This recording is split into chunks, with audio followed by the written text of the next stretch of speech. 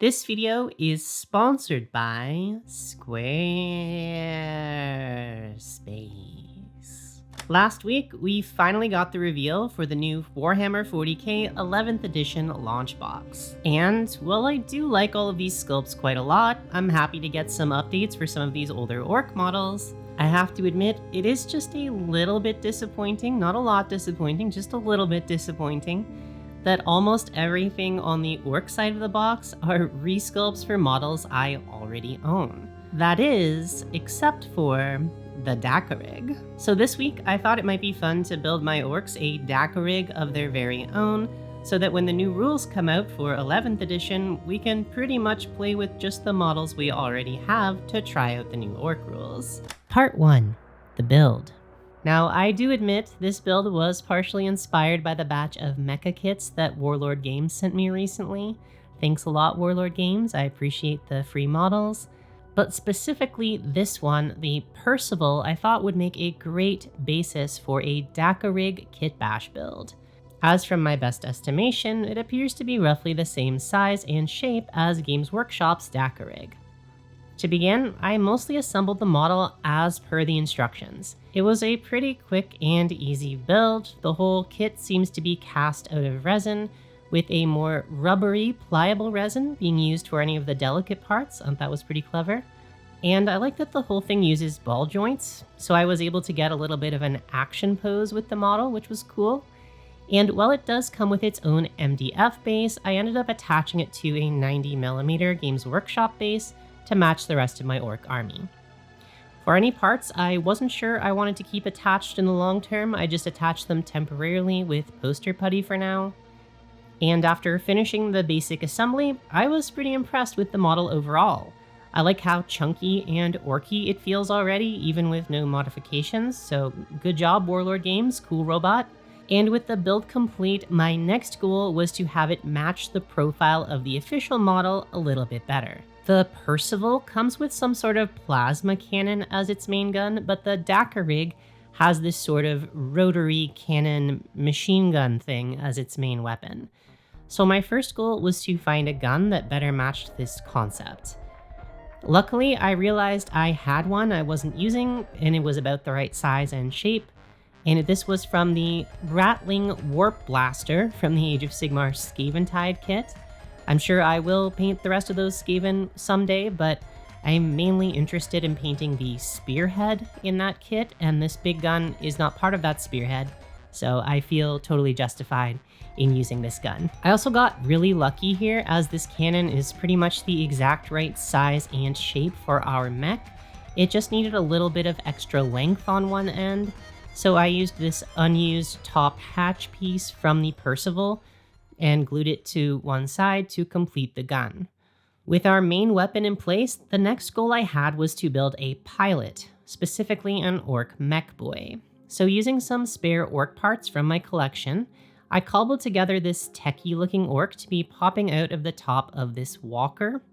I'll give this guy more kit bashing attention later on, but for now I think he's a pretty good placeholder. And next up, to make this thing look proper orky, we need to get some smokestacks popping out of the back of this thing.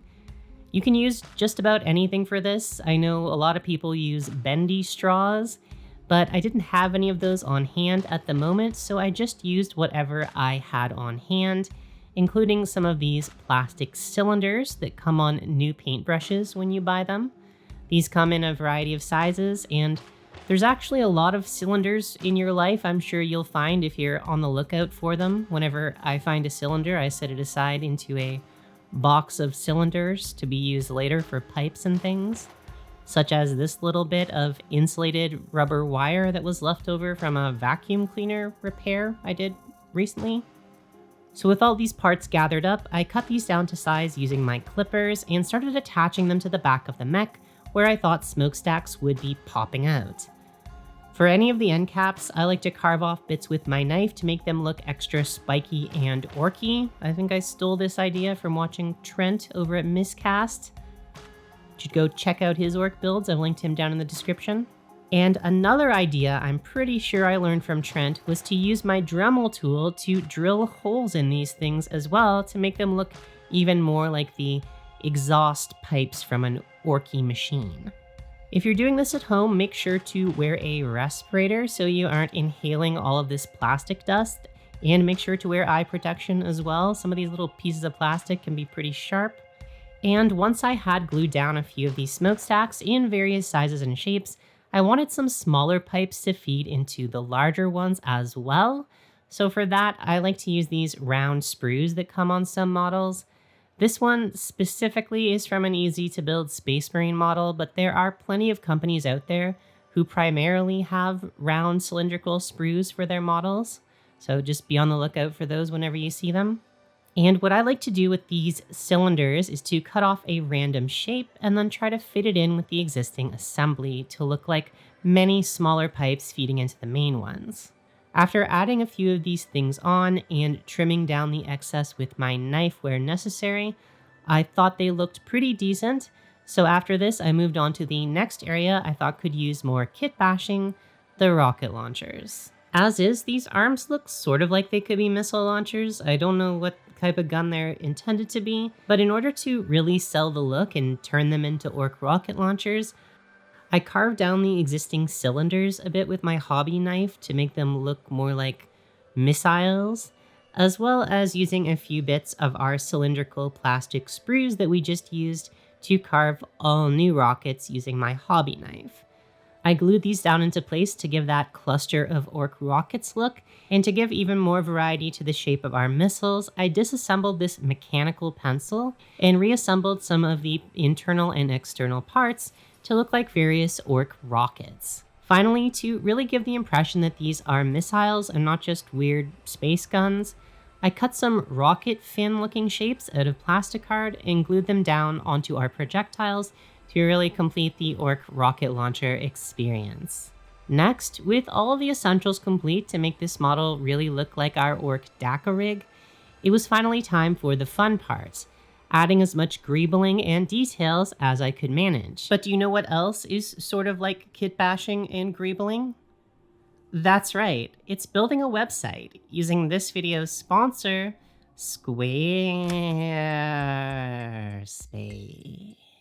Squarespace is the all-in-one website and hosting platform for all of your website needs, and they do pretty much anything you would want them to do. Let's say you want a basic but professional looking portfolio site to show off some of your painted miniatures. They've got pre-made templates and layouts for that are all super easy to customize, with everything being drag and drop and no coding required. Or what about an online store or even a hub for any services you might want to offer? They've got templates for that as well if you're a commission painter or freelance artist. They even have the option for you to send invoices to your customers using a variety of different payment methods, all built in and ready for you to use. So if you need a website, why not check out squarespace.com today for a free 14-day trial.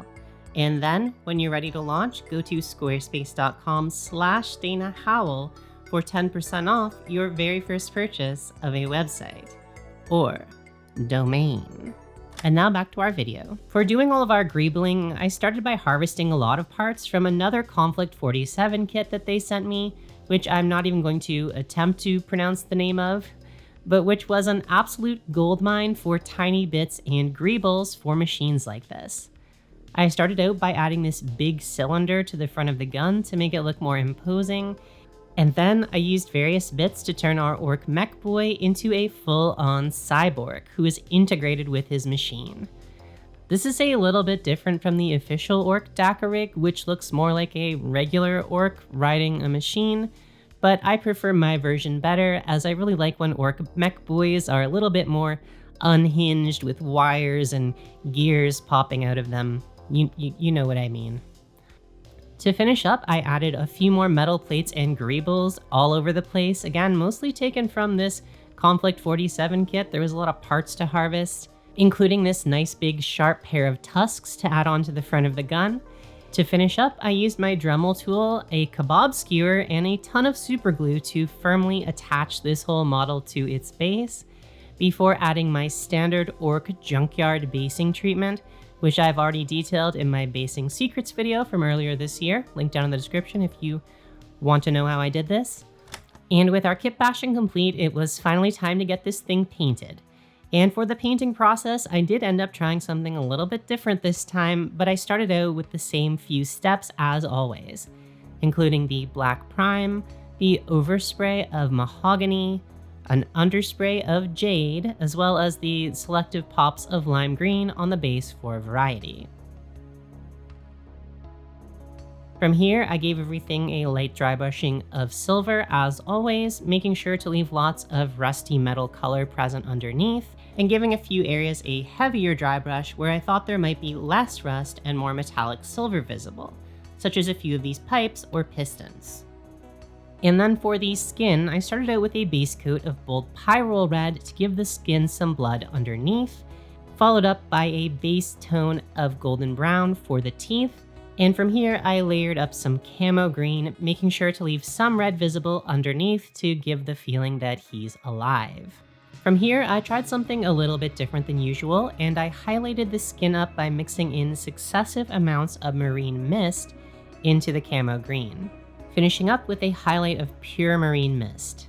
This ended up looking a little bit chalkier than I anticipated, almost like this orc was wearing a white chalky war paint, the same way that Billion Dollar Clown Farm paints his Goffs, which gave me the idea to maybe steal that idea and lean into this aspect, painting this guy up as a Goff orc instead of my usual evil sons. So from here, I added some more thinned down red into the crevices, a few more highlights to the skin with ivory, and some dark blue into the recesses for extra shading. I then finally started up painting up the rest of the model, and I already had this idea now in mind that this might be a Goff instead of my usual Evil Sons orc. So I thought I would take heavy inspiration from the 2nd edition starter set color scheme, just like the new 11th edition box is doing, and specifically here I am taking color inspiration from the legendary cardboard orc dreadnought from that set. So the color scheme I'm going for here is mostly black with warm red, as well as lots of white and black checkerboarding, some silver and a few coppery gold metallics, as well as a few tiny pops of dark blue in some areas, and maybe a single accent or two of warm yellow. Going forward with this in mind, I started out by blocking in all of the red areas, as that's going to be our primary accent color still, starting out with Procryl Burnt Red, and mostly dabbing the color onto the model instead of using a brushing motion, to get the feel that an orc has painted these areas and the application isn't quite perfect. As I was doing this, I realized I was leaning too much into my Evil Sons instincts, and I'd put a little bit too much red on the model for it to read as a Goff mech. So I used some matte black paint to block in a few black panels to help offset the red. I continued on like this, blocking in red and black panels, but to really get that bright, warm, orangey red that I wanted, I did a second highlight pass of bold pyrrole red, once again dabbing this on instead of brushing to get a sort of imperfect textured look. After I'd done a whole bunch of this, I thought we needed a big hand-painted Goffy detail right in the middle of this big center panel. So I took a break from everything else and freehanded on a big orky skull with the iconic Goff bull horns right in the middle of things to tell you who this mech is aligned with. My best advice when freehanding complex shapes like this is to not try to get it right on your first pass. You can see here I'm first blocking things in with ivory white, and then doing a corrective pass with black, then another pass of white to correct that black, and then another pass of black to correct any mistakes with the white, and so on and so forth until it looks how I want it to. Or you could just also use a big decal. After this, I spent many more hours doing lots of freehand on this model, adding lots of black and white checkerboard patterns, as well as occasional other little funny details that I thought looked orky. And when I had finally added as much freehand as I thought was needed, I felt like the next logical thing to do was to add the final accent colors for that visual interest. So once again, taking inspiration from the 2nd edition Goff Dred, I dry brushed on a bit of this coppery gold in a few places, and then I followed this up by adding a few dark blue accents into a few places, just like again on the cardboard dred, and the occasional pop of golden yellow.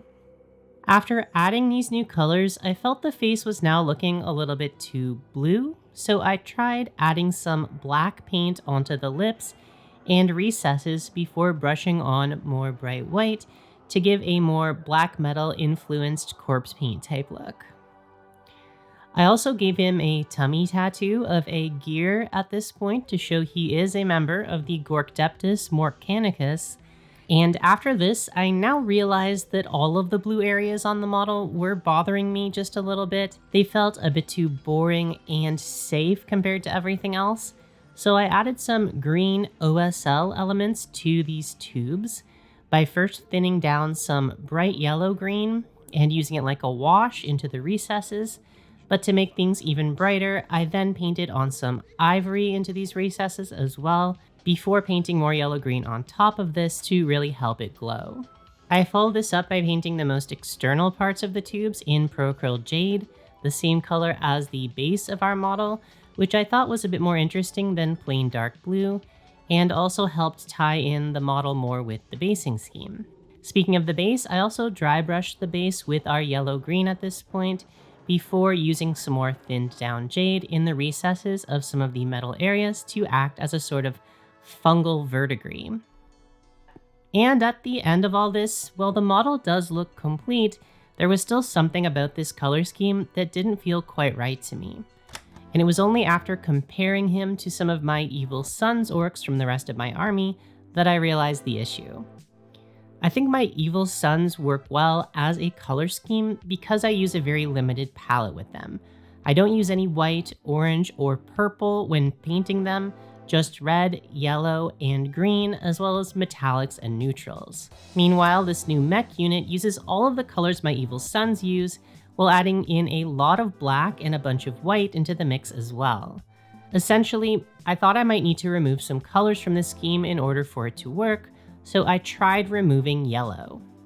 Painting over any of the yellow areas with black speed paint, as well as applying this same speed paint color over top of a lot of the jade areas to darken them down a little bit. I even went so far as to replace a lot of the yellow-green areas towards the top of the model with a coat of ivory and then jade to create more of an emphasis on cool blue-greens instead of warm yellow-greens. Once all of this was done, I felt much better about the model overall, and I'm happy to call this new Dakkarig my first Goff in my orc collection. But what do you think? Is he dour and grim enough to be a Goff, or does he still register as an Evil Sun to your eyes? Make sure to let me know down in the comments if you want. Subscribe if you'd like to see more orc kit bashes in the future. Thank you so much for watching all the way to the end, and I'll see you in the next video.